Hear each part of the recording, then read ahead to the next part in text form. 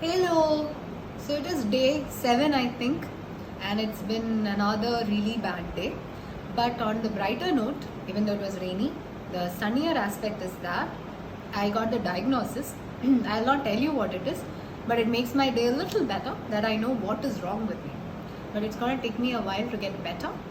And meanwhile, we have another story for you. And it is a story which is a humorous account actually taken from a book called Three Men in a Boat. I'm assuming a lot of you are familiar with it. It's by an author called Jerome K Jerome, and it's about a boating holiday he took with a couple of others on the River Thames in England. Okay, and this is an account where one person is trying to put up a picture on the wall, and a lot of people are there to help him. And I've chosen this story especially today because I have a lot of people helping me get better, and I am actually behaving like Uncle Podger a little bit. You will know by the end of the story. So Uncle Podger hangs a picture by Jerome K Jerome. You never saw such a commotion up and down a house in all your life as when my Uncle Podger undertook to do a job. A picture would have come home from the frame makers, obviously, and be standing in the dining room, waiting to be put up. And Aunt Podger, his wife, would ask what is to be done with it. And Uncle Podger would say in all his confident tone, you leave that to me. Don't you, any of you, worry yourselves about that. I will do all that. See the tone? Yeah? And then he would take off his coat. First he would take off his coat and he will begin. He would send the girl out for 6 penny worth of nails. I don't remember how much 6 pennies are worth right now, especially in Indian rupees. You can go and find out. But it is a very small amount. He would send the girl out. The person who was working in the house as probably a helper. And then one of the boys after her to tell her what size to get. And then from that, he would gradually work down and start the whole house. Okay? Everybody has to be involved. Now you go and get me my hammer, Will, he would shout. And you bring me the rule, Tom. And I shall want the step ladder, and I had better have a kitchen chair too. And Jim, you run round to Mr. Goggles and tell him, pass kind regards and hopes his leg is better. And will he lend him a spirit level? Spirit level, by the way, is an instrument that you use to see whether a surface is vertical or horizontal. And don't you go, Maria, because I shall want somebody to hold me the light. If you go, who will do that? And when the girl comes back, remember the girl has gone to get the nails, 6 pennies worth of nails. And when the girl comes back, she must go out again. Why? For a bit of picture cord to hang the picture, right? You've seen the cord behind it. And Tom, where is Tom? Where is Tom, by the way? Tom had gone to get the ruler. Tom, you come here. I shall want you to hand me up the picture. How many people are involved in hanging up a simple picture? Remember, have you kept count? If not, I'm sure he'll tell us again. Wait, hold on. And then he would lift up the picture and drop it. And it would come out of the frame. He would try to save the glass and he would cut himself. Poor man. Then he would spring around the room looking for his handkerchief. Why? So that he can tie something around his cut finger, right? To save the blood from being dropped onto the floor. I don't know why his blood had to be saved. I just said it randomly. Ignore it. Okay? He could not find his handkerchief because where was it? It was in the pocket of the coat he had taken off. And he did not know where he had put the coat. And all the house had to leave off looking for his tools. The ruler, all these things he had asked them to bring, right? They had to drop everything they were supposed to do and they were supposed to look for the coat. And while he would dance around and hinder them, he would stop them. Doesn't anybody in this whole house know where my coat is? I never came across such a set in all my life. Upon my word, I did. 6 of you, and you can't find a coat I put down not 5 minutes ago. Well, of all the... And then he would get up and find that he had been actually sitting on it and would call out, Oh, you can give it up. I have found it myself now. None of you have to worry about it. Might as well just ask the cat to find anything instead of expecting any of you people to find it. And when half an hour had been spent in tying up his finger, remember the finger he had cut while he had dropped the frame and the glass had come out, okay? And a new glass had been got now, and the tools and the ladder and the chair and the candle had been brought because they need the light to see it. He would have another go. The whole family, including the girl, the helper, and the charwoman. Charwoman is also a domestic helper, okay? Standing around in a semicircle. Imagine the entire family is standing around in a semicircle. Semicircle, not the whole one. Ready to help. 2 people would have to hold the chair. And the third would help him upon it. and hold him there. And the fourth would hand him a nail. Fifth would actually pass him up the hammer. He would take hold of the nail. And then what would he do? Drop it. Okay? There. He would say in a very injured tone, as though somebody else did that. Now the nail is gone. And we would all have to go down on our knees and grovel for it. We have to look for the nail. Where is that bloody nail? While he would stand on the chair and grunt and want to know if he is to be kept there all evening. Why aren't you finding it? Do I have to stand here all evening? The nail would be found at last. But by that time, he would have lost the hammer. Where is that hammer? What did I do with the hammer? Great heavens, 7 of you. Because he's also including the charwoman now. Earlier it was only 6.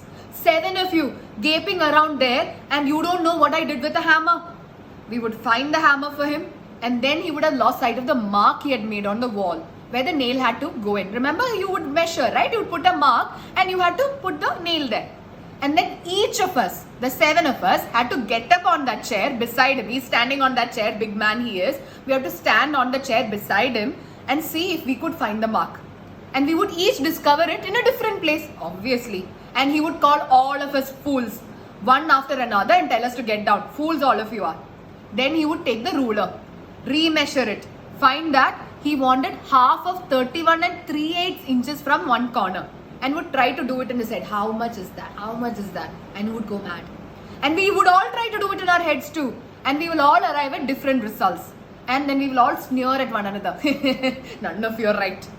And in the general row, the original number, what was the measure to be got to actually put the nail in, that number would be forgotten. And Uncle Podger would have to measure it again. And this time, he's smarter, okay? He would use a bit of string this time. And at the critical moment, the very most important moment, when the old fool, this is Uncle Podger by the way, the narrator is narrating, so he's saying old fool, was leaning over the chair at an angle of 45 degrees. If you don't know what an angle of 45 degrees is, try actually measuring your feet when you're standing for a national anthem singing competition. I have done that. Try it. Okay? So he's standing on the chair, leaning over at an angle of 45, trying to reach a point 3 inches. 3 inches? Maybe something like this. 3 inches beyond what is possible for him to reach. What will happen? I mean, obviously, what will happen? String would slip and down he would slide on to the piano. Apparently, he was trying to put up the picture next to the piano. He would slide down onto the piano. A really fine musical effect being produced by the suddenness with which his head and body struck all the notes at the same time. Imagine the cacophony in your head. I'm sure it would be Beethoven and Mozart, sure. And Aunt Maria, okay, Aunt Podger, right? Aunt Maria, she would say that she would not allow the children to stand around and hear such language. What language? The musical language of the piano? No, Uncle Podger, when he hits the piano, he would also say a lot of things out of his mouth, which were not really fit for you to hear also, so I'm not repeating it. And Aunt Maria was very clear, she is not going to allow any of the children to stand around and hear. At last, finally, Uncle Podger would get the spot fixed again on the wall. He would put the point of that nail, fine point of the nail on it with his left hand, okay, left hand, he's putting the point. Take the hammer in his right hand and with the first blow, what do you think will happen? He would smash his thumb, okay, and drop the hammer with a yell. And on somebody's toes also, somebody else is also yelling now. He would smash his thumb, drop the hammer, it will fall on somebody else's toes, and then he is yelling, someone else is yelling, again cacophony. Imagine the sound effects being produced. Aunt Maria would mildly observe, okay, very calmly, very mildly observe. Next time Uncle Podger was going to hammer a nail into the wall, please, she hoped that he would let her know in time. Please let me know in advance. Why? So that she could make arrangements to go and spend a week with her mother while it was being done. She doesn't have to be here, no?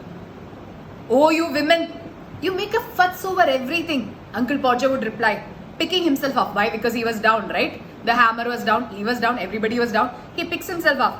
Why? I like doing a little job of this sort. I like doing it. All importantly, puffing up his chest, okay? And then he would have one more try, another try. And the second blow, what happens? He didn't smash his thumb. The nail would go clean through the plaster. And half the hammer also goes after it. And Uncle Podger would be precipitated against the wall with the force nearly sufficient to flatten his nose.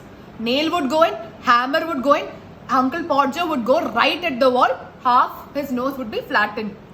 Then We had to find the roll again, string again, new hole was made, and about midnight, the picture would be up.